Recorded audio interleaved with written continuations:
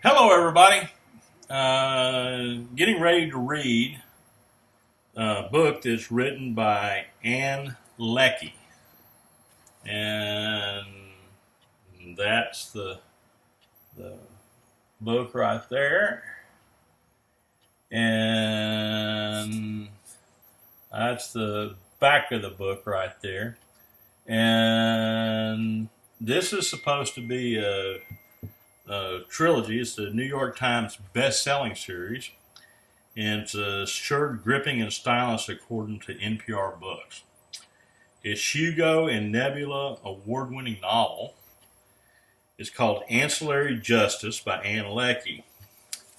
And the end cover, that's the end cover right there. Ancillary Justice, Leckie. Science fiction, orbit. And anyway, it's the winner of the Hugo Award, winner of the Nebula Award, winner of the Arthur C. Clarke Award, winner of the Locus Award, winner of the BSFA Award. And on a remote, icy planet, the soldiers known as Breck is drawing closer to completing her quest. Once she was the Justice of Toran, a colossal starship with an artificial intelligence leaking thousands of soldiers in the service of the Radek, the empire that conquered the galaxy. Okay.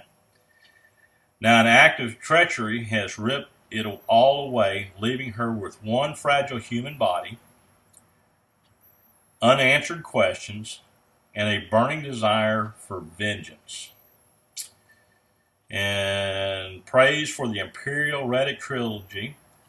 Let's see, the sort of space opera audience have been waiting for. That's what NPR Book says about it.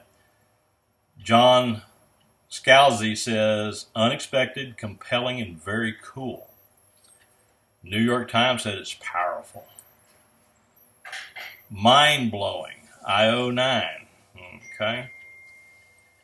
By turns, thrill, moving, and awe-inspiring, that's what The Guardian says about it, and establishes Leckie as an heir to Banks in Chera. That's what Elizabeth Bear said. Mind-bending, expertly investigates the way we live now, is what Slate says. So anyway, it's a trilogy. The first in the trilogy is Ancillary Justice, and then the Ancillary Sword, and then Ancillary Mercy. So there's 3 books. Count them. 1, 2, 3. Okay. And you can look at it from www.AnnieCkie.com. So AnneLeckie.com. www.orbitbooks.net. The cover's designed by Kirk Benshoff, illustrated by John Harris.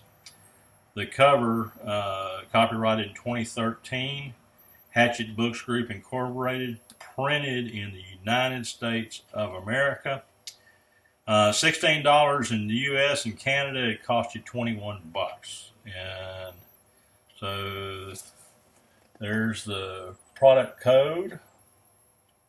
If you want to scan that, that's what it is. So anyway,